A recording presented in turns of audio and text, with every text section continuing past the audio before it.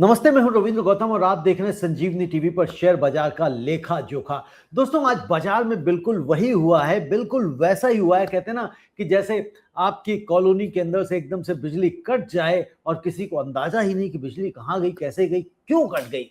लेकिन जिन्होंने आज शेयर बाजार का लाइव हमारे साथ संजीवनी टीवी पर सुबह 7:30 बजे देखा था, उन्हें पूरा अंदाजा था कि आज मार्केट में किस किस तरह के झटके आने वाले हैं। तो चलिए देखते हैं सेंसेक्स निफ्टी और बैंक निफ्टी की गिरावट के पीछे की पूरी कहानी। जी हाँ दोस्तों, बाजार का आज का हाल अगर आप देखें तो आज आप ये देखेंगे और समझेंगे कि 11 अगस्त को बाजार लाल निशान में बंद हुआ है और आंकड़े देखते ही आपको समझ में आ जाता है कि दबाव कितना गहरा था, कितना डीप था। सेंसेक्स आज 388 अंक टूटकर 78,154 पर बंद हुआ, यानी कि करीब आधा प्रतिशत की गिरावट। और निफ्टी भी दोस्तों 112 अंक फिसल कर 24,472 पर आ गया, यानी कि ये भी लगभग आधा परसेंट, एग्जैक्टली बात करूं तो 0.46% नीचे रहा। बैंक निफ्टी ने भी दबाव झेला और 241 पॉइंट गिरकर 57,446 पर बंद हुआ, यानी कि 0.42% की गिरावट के साथ में।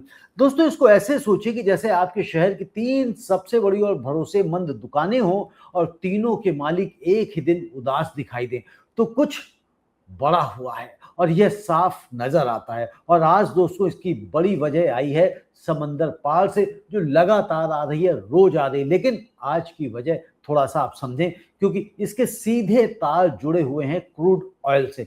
दोस्तों, अब सवाल यहां पर यह है कि यह गिरावट आई क्यों है, तो क्या यह थमने वाली है या आगे भी ऐसी ही जारी रहेगी? इन सारे सवालों का जवाब हम अभी आपका लेकर आते हैं। बस बने रहिए और चलते रहिए हमारे साथ इस शेयर बाजार के लेखा जोखा में। लेकिन पहले एक छोटी सी बात कहनी है आप सभी दर्शकों से कि अगर आपको हमारा इस शेयर बाजार का लेखा जोखा पसंद आ रहा है तो चैनल को सब्सक्राइब जरूर कीजिए और इस वीडियो को भी लाइक करें और अपने व्हाट्सएप ग्रुप्स में इसको शेयर करें। साथ ही हमारी मेंबरशिप लेकर आप हमें रोज यही ईमानदार और आसान भाषा में समझाई गई बाजार की कहानी लाते रहने में पुश करेंगे। दोस्तों, गिरावट की असली वजह क्या रही? तो जैसा हमने कहा कि आज सुबह लाइव में आपसे कहा था कि नजर बनाकर रखिए क्रूड ऑयल के दामों पर, और अगर क्रूड बढ़ता है तो बाजार पर दबाव आएगा। और आज ठीक दोस्तों यही हुआ। आज ही क्या, कल भी यही हुआ था, और अगर आप फ्राइडे को भी देखेंगे तो यही हुआ था। अगर हम हमारा पिछले एनालिसिस देखें आप सुबह के,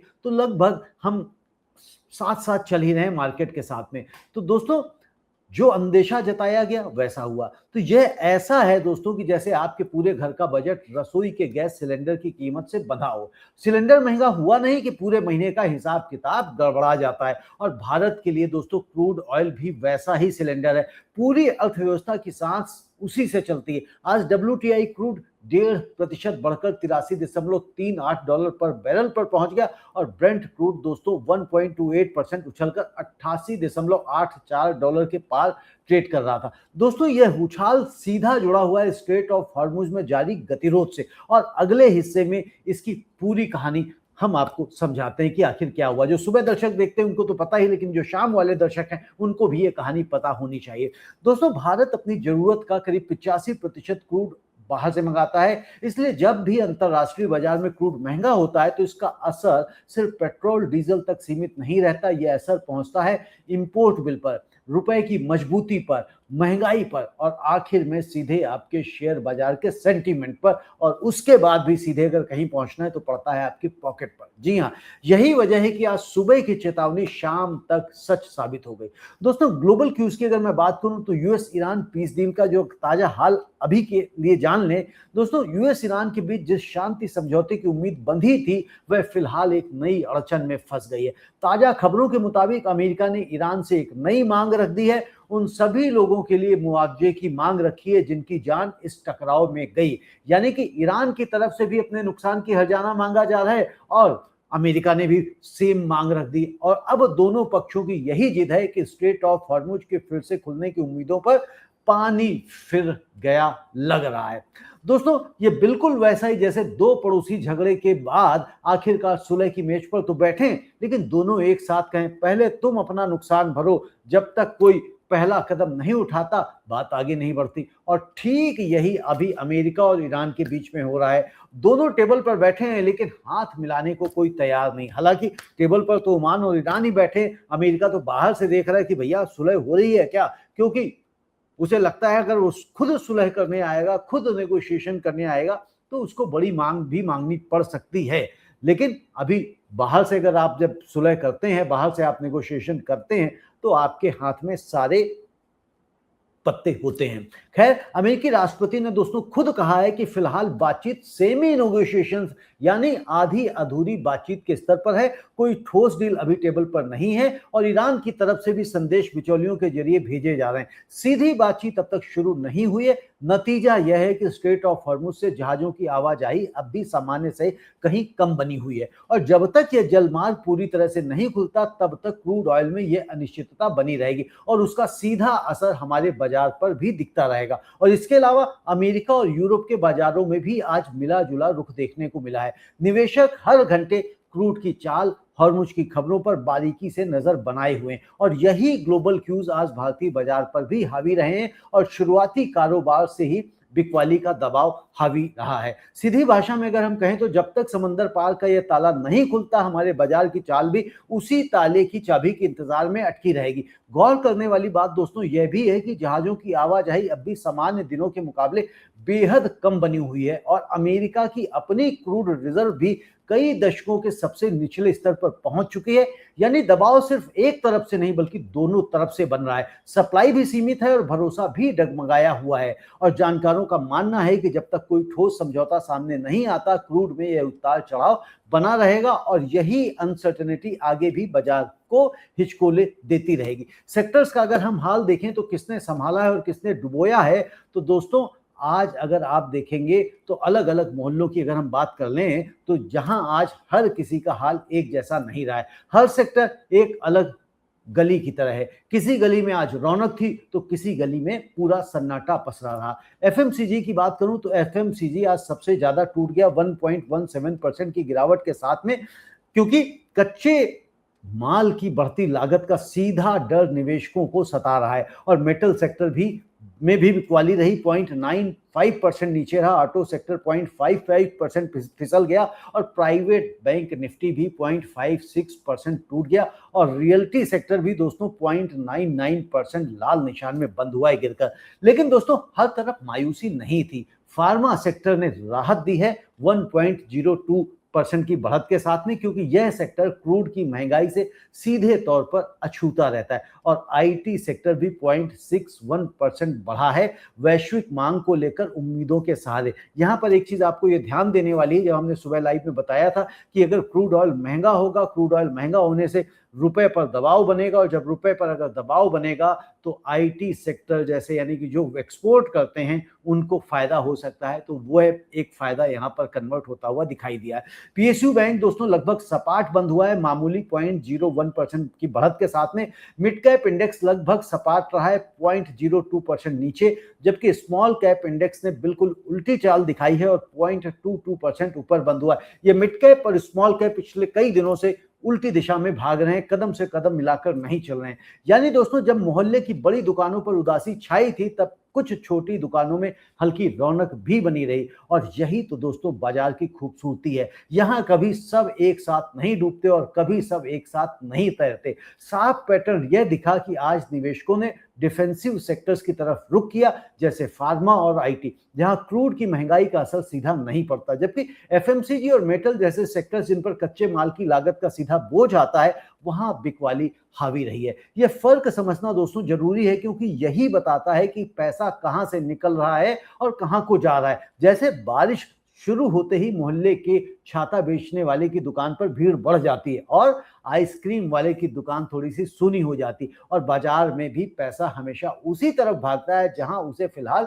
सबसे ज्यादा सिक्योरिटी नजर आती है। दोस्तों, ऑटो सेक्टर में गिरावट की एक वजह यह भी रही है कि कच्चे तेल की महंगाई सीधे ट्रांसपोर्ट लागत बढ़ाती है, जिससे कंपनियों के मार्जिन पर दबाव आने की आशंका रहती है। और रियल्टी सेक्टर में भी सतर्कता दिखाई दी है, क्योंकि ब्याज दरों और निर्माण लागत को लेकर निवेशक फिलहाल जोखिम लेने से बच रहे हैं। और दोस्तों, आज के अगर हम टॉप 5 गेनर्स और टॉप 5 लूजर्स की बात कर लें, क्योंकि उन 5 शेयरों की बात हमारे लिए करनी जरूरी हो जाती है, क्योंकि हमारे सेगमेंट का जरूरी हिस्सा है। तो निवेशकों के चेहरे पर जिन्होंने मुस्कान लाई है, वो सबसे नंबर 1 पर रहे हैं डॉक्टर रेड्डीज लैब। आज की सबसे बड़ी चमक रहा है, करीब करीब 4% या एग्जैक्टली 3.99% ऊपर बंद हुआ है 1205 रुपए पर। और इटर्नल ने भी दमदार प्रदर्शन किया है, 2.5% की बढ़त के साथ में इटर्नल बंद हुआ है 318 रुपए पर। टीसीएस, टाइटन और इन्फोसिस भी आज हरे निशान में दिखाई दिए।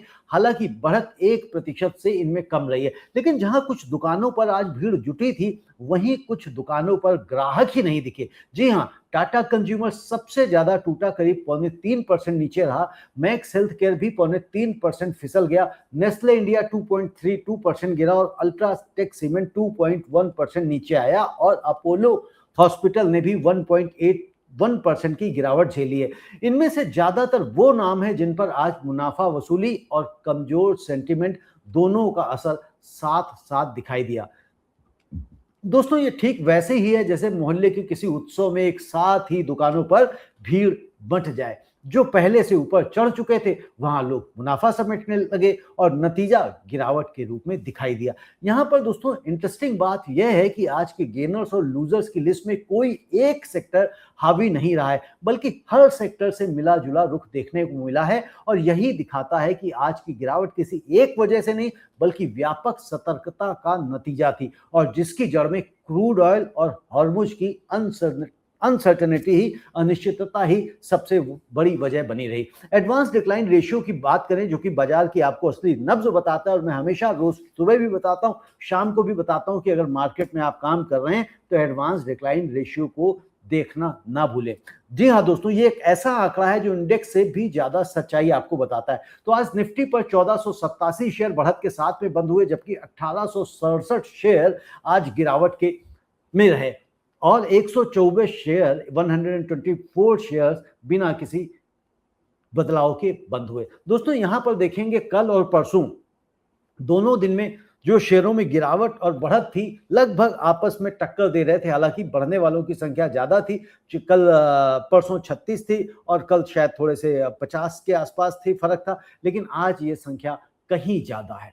तो इसमें आप देखें, और ये कहीं जो ज्यादा है वो गिरावट की तरफ, यानी कि गिरावट वाले शेयर्स जो है ना, लगभग कितने 367 और 13 कितने हुए भैया, 367 और 13 70 380 शेयर्स का डिफरेंस है।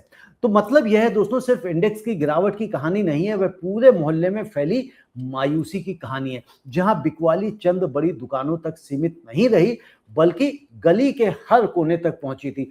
गोल्ड, सिल्वर और क्रूड पर भी आप नजर डाल लें तो दोस्तों, आज सोना 1,53,980 रुपए के आसपास अभी आधे घंटे पहले, 1 घंटे पहले ट्रेड कर रहा था, जब मैंने वो नंबर्स निकाले हैं, यानी कि 0.57% की मामूली बढ़त के साथ में। दोस्तों, सिक्योर्ड इन्वेस्टर, यानी कि कहते हैं ना, जब इन्वेस्टर अपनी सिक्योरिटी चाहता है तो जहां रिस्क होता है वहां से भागकर सिक्योर्ड इन्वेस्टमेंट की तलाश में चला जाता है, और गोल्ड कहा ही जाता है कि भैया ये सेफ हेवन एसेट है। तो यानी कि बिल्कुल सुरक्षा की पनाहगाह है, यहां अगर आप पैसा डाल देते हैं तो बहुत ज्यादा मारो मार यहां पर नहीं आती। चांदी की बात करें दोस्तों, तो चांदी आज थोड़ी नरम पड़ी है, 0.07% नीचे रही है, 2,36,709 रुपए पर अभी ट्रेड कर रही थी। और क्रूड ऑयल और ब्रेंट की बात आप जान ही गए, ये $90 पर बैरल की तरफ ब्रेंट आज भागने की कोशिश कर रहा था, लेकिन अभी थोड़ी देर पहले, आधे घंटे के पहले ना, इसमें थोड़े से $1-2 की कमी भी आई है, लेकिन हमें इस पे नजर लगातार बनाकर रखनी होगी।